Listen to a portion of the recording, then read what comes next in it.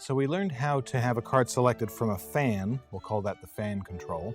Now, how about a ribbon spread? How do we turn over a card and not make it seem awkward or deliberate? Well, there's a very interesting thing you can do by ribbon spreading the deck, and I use this a lot. You have a card pushed out of the spread, and the person tips it up, has a look at it. It's the three of hearts in our example, and they put it back down. What's interesting about this is that the card doesn't change its orientation.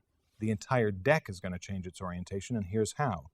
I fanned from left to right. Now what I'm going to do is reach over to the left-hand side and pick up the spread, and in so doing, as my hand revolves, the entire deck has been turned end for end. I spread it again, have the card shoved in anywhere by the spectator, pushed in. We can cut it, we can shuffle it, we can mess it all about. And lo and behold, because it's been placed in a backwards direction, it's still jutting out and still accessible by feel. What I normally do is make sure it's cut somewhere to the middle and do the same thing.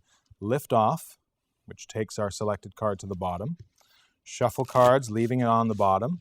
And then we've got total and complete control over it. So let me just review that pickup for you again. Because we're so used to spreading cards from left to right, it feels a little weird, but it looks invisible. No one ever pays attention to it. Cards pushed out.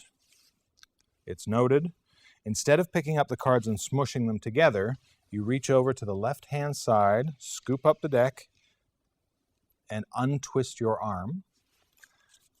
Put the deck flat back down again, respread it, and the deck has changed its orientation relative to our selected card, so that we do have one card that is an odd card in the pack.